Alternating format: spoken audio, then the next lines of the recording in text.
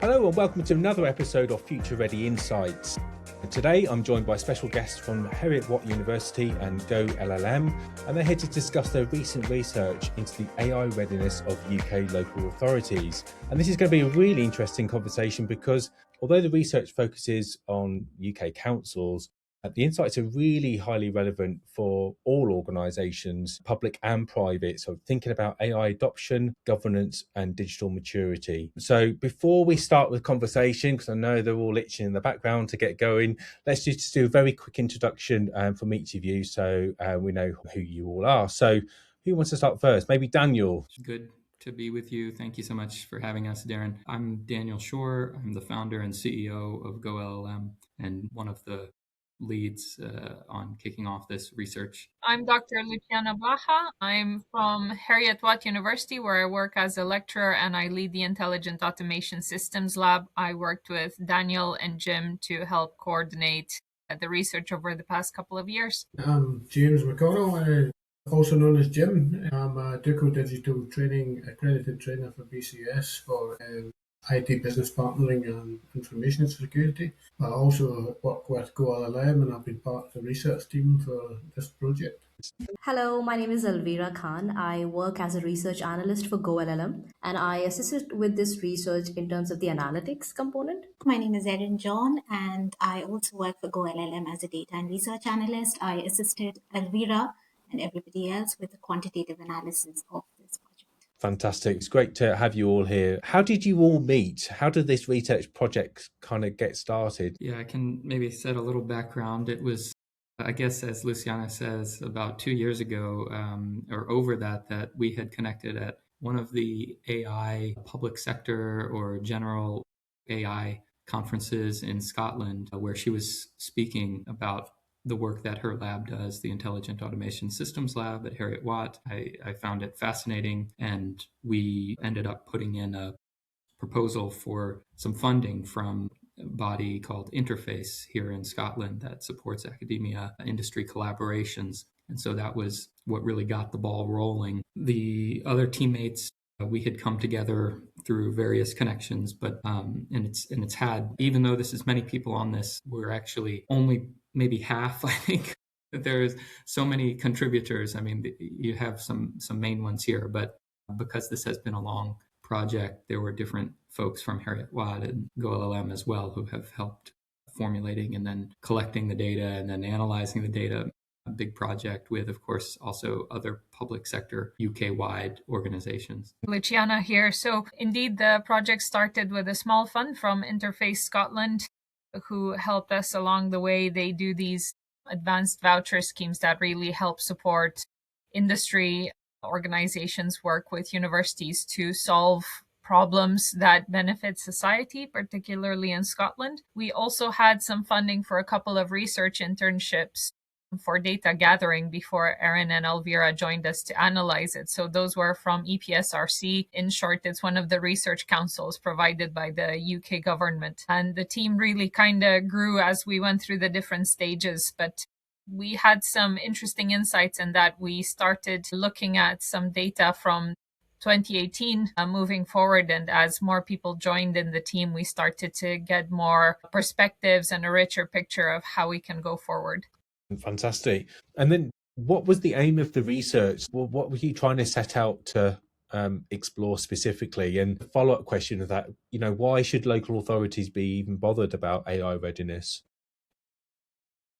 Yeah, I think the challenge for the local authorities about AI readiness is that there's an ambition there, definitely. So there's clear signals that we got from the research, but a general kind of public awareness that AI might help with public services, the quality of services to residents. So that was definitely there. Diving into that and trying to gain some insights about how ready various councils were and how the UK was positioned around that was absolutely something that was quite interesting and useful, I think, for all councils. Local authorities have so many different kind of pressures on them right now. How do you think that research is going to be helping them in terms of prioritizing AI? Do you feel this research does that, or do you feel that they're struggling with lots of other challenges and AI gets sidelined? Yeah, I think obviously there are lots of challenges for councils beyond the use of AI. I think the reflection is wider than AI and the whole kind of digital transformation that councils are, most of them embarked on at least, that this is part of that. So there will be new technologies in future as well. So it's about trying to bring all of this into their own digital ecosystem and how does that augment with the humans that exist in roles just now, but also enhance what they can do. So the superpowers that we can get from AI, I think, are the important thing for most councils. And as I said, the document, the paper you publish is a really nice paper. It's about 51 pages long, and I think with some research papers, they always have that feeling that they're just really academic and it's quite difficult to get into and understand. But this is really nice because there is lots of data and you've kind of shared that in a graphical way, which is really nice. You can get to understand kind of the themes and the points you want to get across. So I'll be sharing links in the show notes to download it. But without spoiling the research, I just wanted to ask for some top line insights about what you found in your research. So we've talked about the importance of why councils should be interested, but what did you find in your research to try and persuade them that they should take this seriously? In an overview, I would say our finding reveals striking contrast. So where some of the councils they're actually leading with AI adoption, but majority of the councils remain constrained by resources and AI readiness. I would just like to highlight the three key takeaways so that I don't really mention quite a lot from my research. So data maturity is well ahead of AI maturity almost everywhere. But the problem is far fewer of them have converted that into operational AI use. And AI readiness isn't even. So councils are actually struggling around with digital skills, governance, and leadership alignment. Moreover, we found that size and structure plays an important role, majorly because larger councils they tend to score well ahead. I mean, they are quite well ahead, but smaller authorities tend to outperform expectation, which is quite interesting because they have clear strategy, leadership alignment, and governance, and disciplined data AI usage. So, in an essence, what we are trying to convey is the fact that minority of the councils are AI ready. 6% of the councils are actually balanced leader, while most of the majority are sitting in the mixed and the transitional state. So it isn't about access to technology, it's more about organizational capability to be able to scale AI properly. So I think these are the key findings that we would like to highlight specifically for councils to know about data maturity and AI maturity and where do they stand currently within this space. Thank you. That's really, really interesting. Did you find any geographical patterns in your research about maybe certain parts of the country councils were more advanced than others, or was it fairly sporadic? I mean, it is uneven, definitely. I think Scotland outperforms other regions more specifically, but I think that's probably because they have great national framework, great benchmarking framework, and the National AI Alliance, which is quite interesting. And specifically, organizations such as APSI or Scottish AI Alliance really help councils to be able to scale within the data and the AI, space. So I think that's quite interesting. And even though I'll say, Heriot-Watt is involved in the key player with this, and GoLLM is Scottish incorporated, Elvira is not based in Scotland, and this team is very international. And so there wasn't just grading its own homework where a bunch of Scottish folks are like, oh, we're the best at this.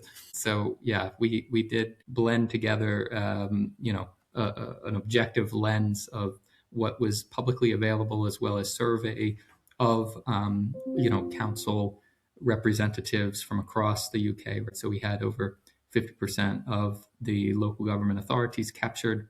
And in the report, just to bring out some of the things that folks might look forward to, there is more detailed geographic analyses, kind of outlier analyses, looking at what are some of the key ingredients, and as well spotlighting interesting pilots, and we also point to a variety of other publications from partner organizations, right? So the Local Government Association, LGA, has another excellent report. Interestingly, Quorum, which is more of a children's charity, in their overview, they actually do, incidentally, a quite interesting spotlight of all sorts of kind of digital technologies that, even though they have maybe applicability for protecting children and communities, they also kind of look at relevant AI kind of projects that are driving improvements for local authorities and communities more broadly. So we point to some of these other publications and give our analyses as well. Yeah, and if I can add to that,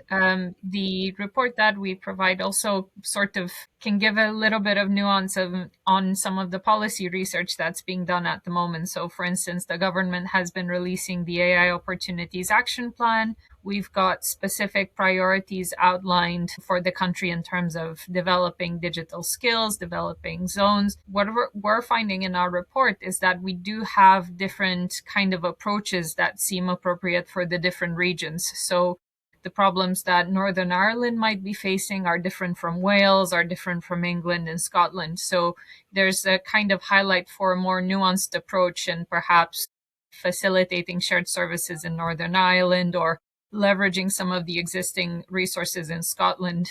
For Wales, really kind of changing the investment pattern, if you will, and how funding is administered, and addressing a bit of the regional disparity somewhat in England, or sharing best practices with London and metropolitan areas. And yeah, it's interesting, isn't it? Because I think a lot of, when I've been speaking to some organizations, everybody's looking for frameworks, everybody's looking for best practice, where to be, what models and that should we be following. One of the things I do hear is sometimes it's quite confusing, just because there's lots of different publications, and because of how long sometimes the research takes, and then order the publishing process takes a while. By the time it comes out, it's maybe kind of sometimes a little bit outdated. Technology's also moved on as well. So did you come across that as a struggle in your research, or did anybody talk about that in terms of the people that you spoke to?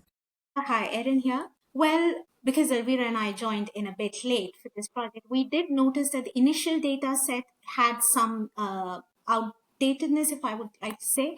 But then one thing I really want to say is that the time we finished writing the report, and by the time GoLLM and Heriot-Watt was able to publish the report, the timing in between both of these actions were very less. So you would see that a lot of information on this report, almost 80% of it, is very much updated to 24-25 standards, 2024 and 2025 standards. But now, if you ask me whether the technology, AI technology in any way, is there a difference there? But there's not much difference there in the sense that AI is still developing everywhere. So is it outdated in that sense? No. So this report is very much relevant when it comes to the timing of its release, and also it's very much relevant when it comes to the technology of AI that's still being practiced everywhere. And you talked about the findings in the report, which you summarise some of the themes like leadership, and again, that's another topic that sometimes when it comes to discussions in digital transformation, let alone just AI, but in any types of digital transformation and technology,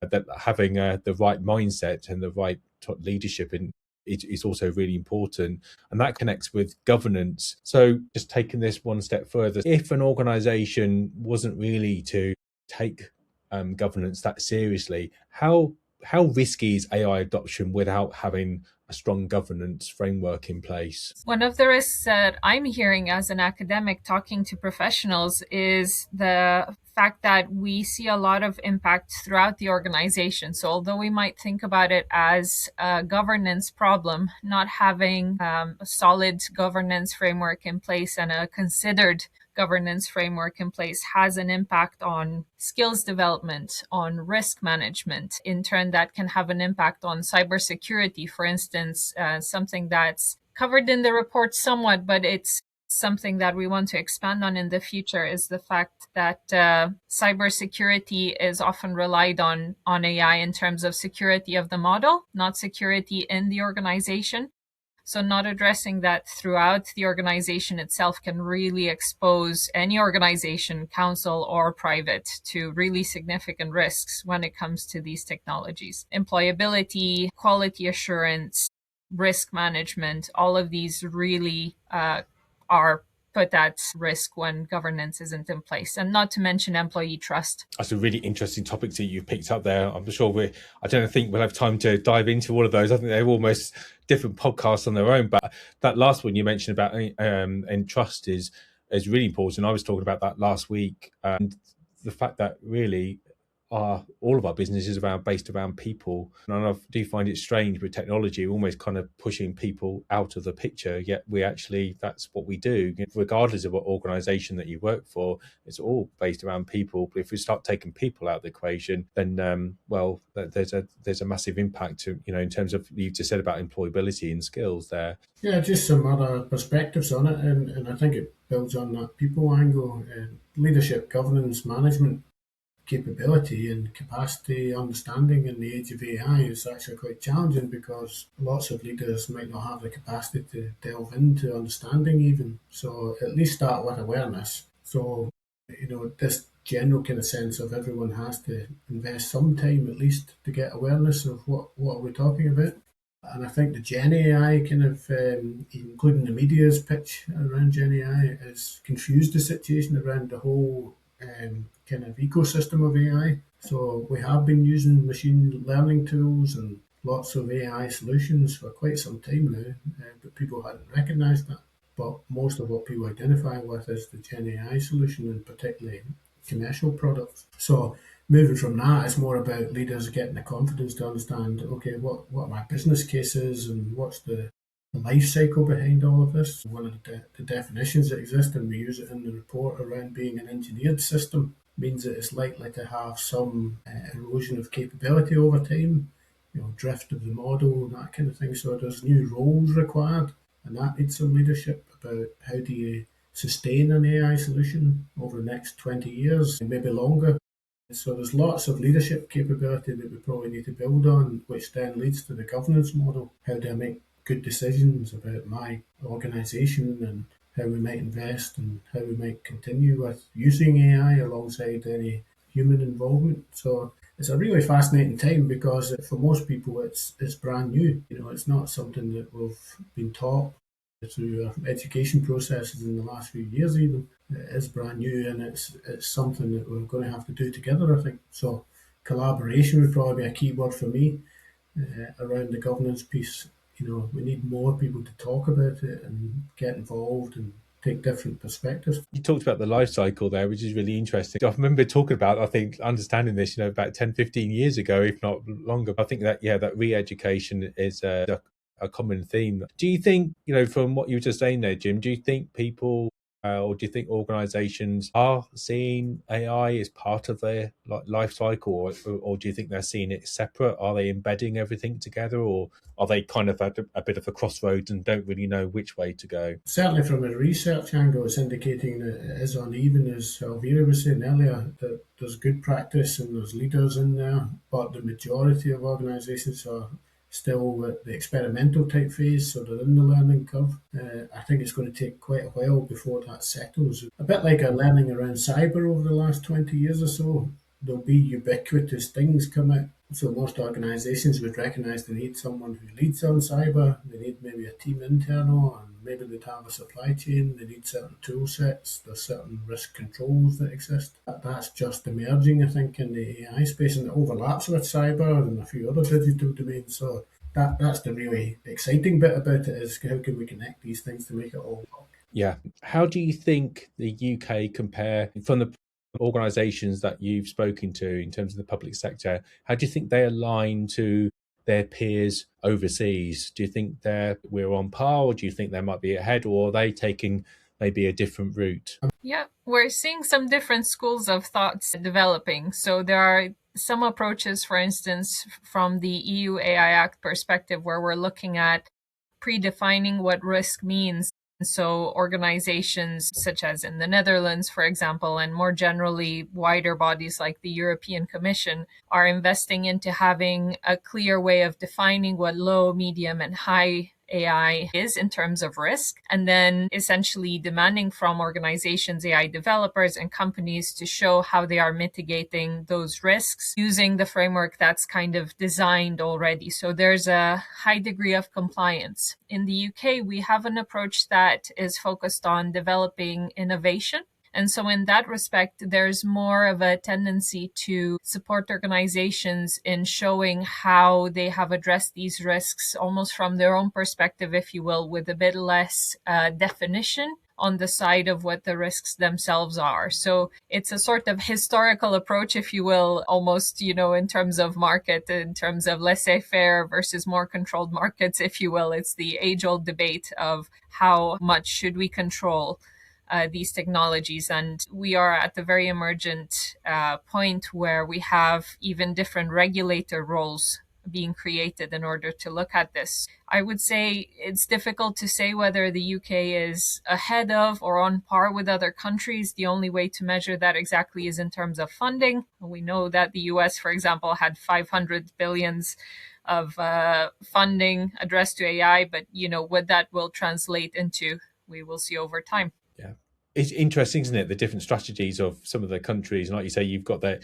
Where a laissez-faire approach is a really nice term, actually, where kind of a lot of people are just experimenting. And it will be, like you say, for quite a few years before we find out if that was the right approach or not. And maybe there might be some different policy changes along the way. It's interesting to see, which is kind of outside of AI, but we're starting to see maybe some other things that might have an impact. To the talk about the social media ban for younger people. And so, but if they're kind of the impact of that, for me, I find quite interesting of that story, because in certain European countries which are kind of supporting that, and I am in favour. I think it's great, but then also we need to then educate them when they are legally then allowed to use then that technology, and then the impact from those against their peers in other countries that maybe don't have those controls, where you might have some people who are quite experienced with using that technology, and then the AI coming into the job market, how advanced they will be in their skills, and that will also all have an impact as well. So this is almost like a bit of a domino effect of all these other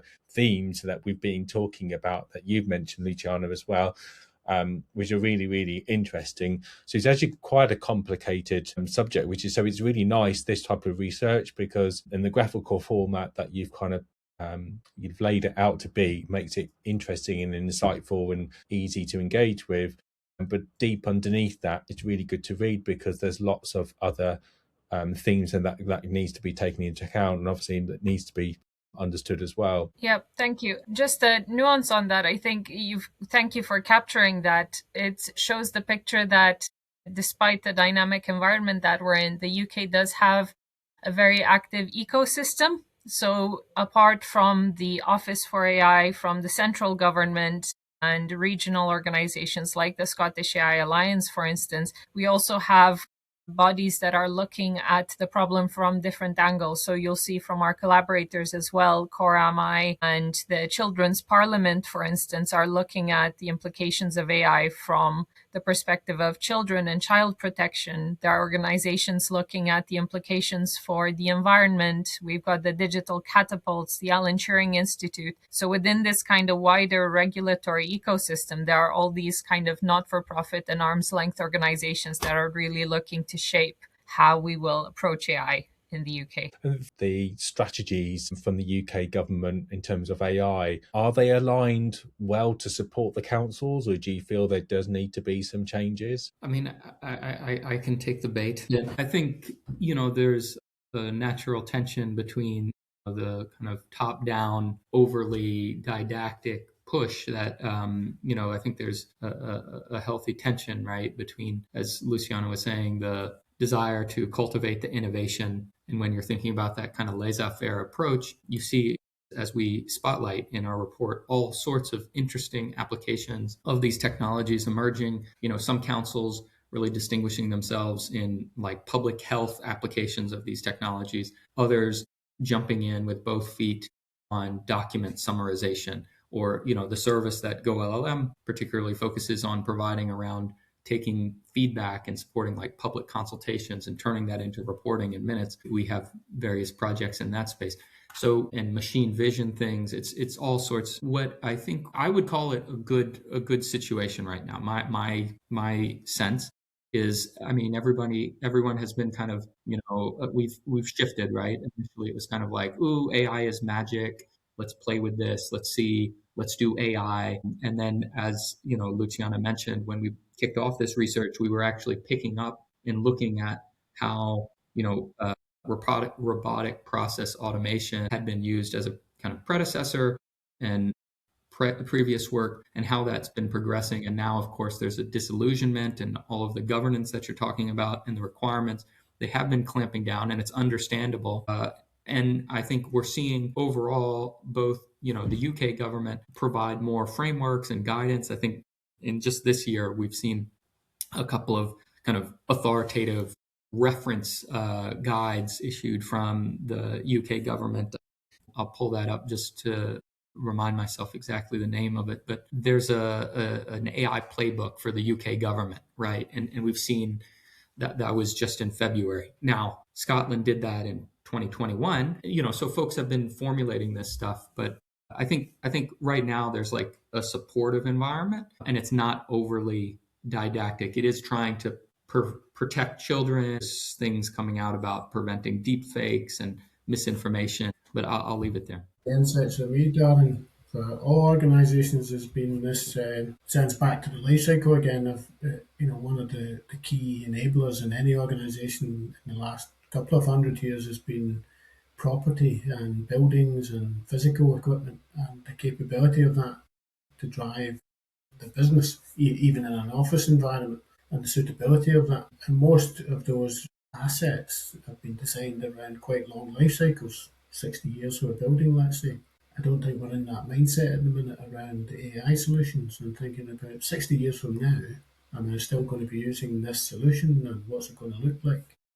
And what's the literacy and the data ownership, the data stewardship, the whole kind of ecosystem around all of that. And I think that's something that's not quite there contemporary at the minute.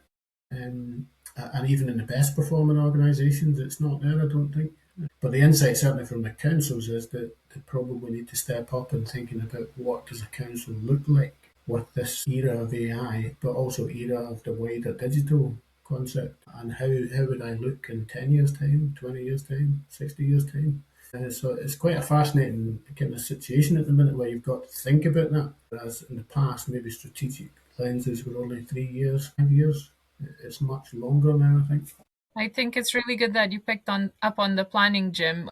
One of the emerging tensions is indeed how is the planning done. So one of the priorities in the UK government strategy is the building of data centers. And we've seen in headlines recently large data centers being planned for areas. I'm going to mention Scotland again purely because it's a local example, so I don't want to be too focused on regions. A few days ago, a data center planning application was rejected by Edinburgh City Council because the plan hadn't taken into consideration the carbon emissions, the level of employment involved, the impact of diesel backup systems on the local environment, including a children's nursery that was nearby that wasn't consulted. And this was planning for a green data center. So we're seeing some kind of questions emerge of, we want to have the infrastructure for this technology, but what does it involve and what will it mean, indeed, as Jim says, over the next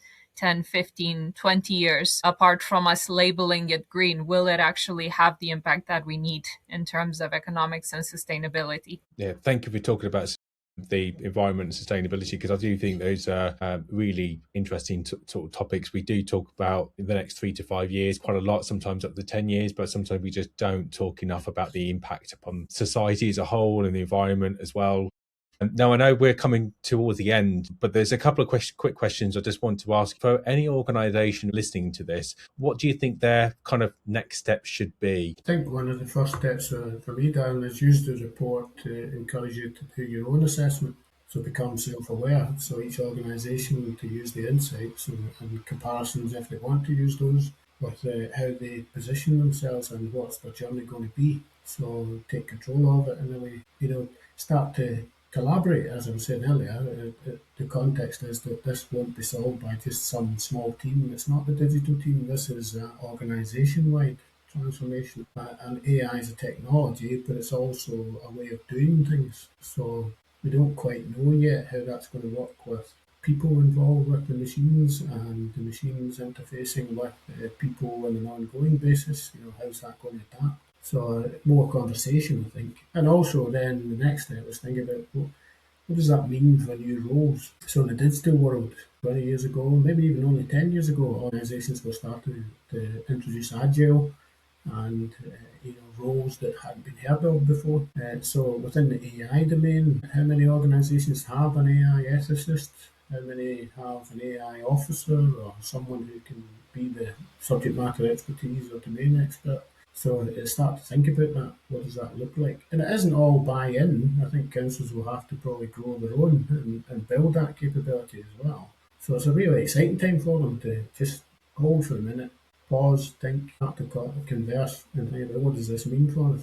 Yeah, there's no rush, is there, about doing this all overnight and then starting loads of different AI programs and software and plans. There's a lot more thought that needs to go into it. And I think somebody mentioned beforehand having business plans and you need to have objectives. And if you're using AI, there needs to be a reason why you're using it. There needs to be a benefit to somebody, whether it's your customers, your clients, society as a whole. And there's loads of fantastic examples about obviously how AI is helping and new technologies are helping, but there's also lots of really awful examples of how the technology is also being used as well.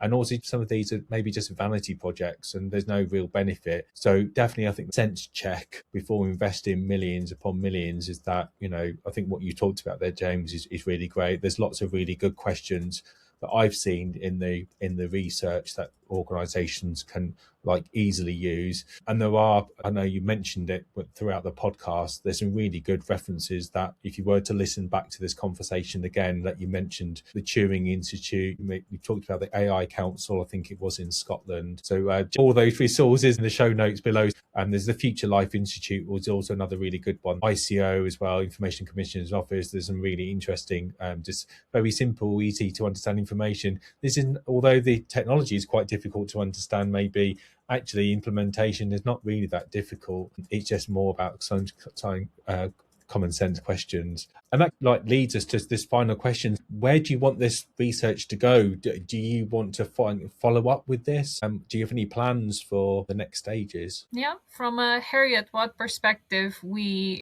will continue developing our research. We're growing our lab into a research center over the next couple of years to continue looking at the impact on organizations across sectors.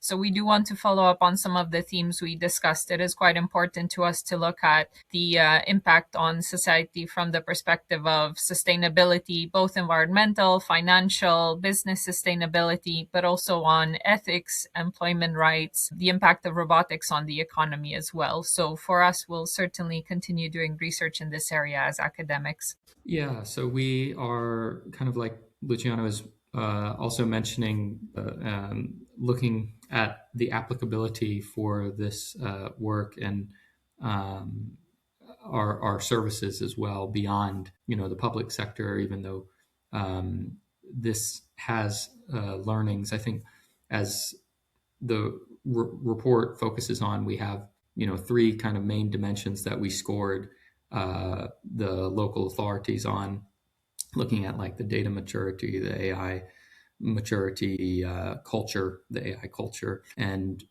those questions can be asked to any organization. And yeah, we've kind of synthesized from previous kind of research how those approaches can be applied. And then from our next step really is supporting organizations, as especially in our space, which is again the feedback to insights, helping them with that, whether that's for customer satisfaction, employee engagement, and just being able to do that in an auditable, responsible way with human in the loop, human analyst support. That's kind of our focus these days. Yeah. Oh, fantastic. Well, I'm going to be looking out for more interesting insights and reports and from both organisations in the next months and years ahead. I think, like you said, it's a very exciting time right now for organisations, but just for professionals and society as a whole. So, but there's also lots of really great opportunities for discussion, people to share their thoughts as well. And then this podcast just being one example. So it'd be really great if you're listening to this and you've got your own views. It'd be really great to hear from you. The link to get in touch will be down in the chat, along with the links to the resources that we've talked about on today's podcast. I just want to say thank you so much to all our guests here to join us. They're obviously extremely busy doing all of this research and trying to get it out to everybody. And for anybody listening at home or in the office or wherever you are, I hope you enjoy the podcast and I hope you learn some things and you'll be able to take it back into your own organisations. If you've got any questions, then do feel free to get in contact along with the organisations that are here today. And that's all for now. We'll catch you up on the next episode.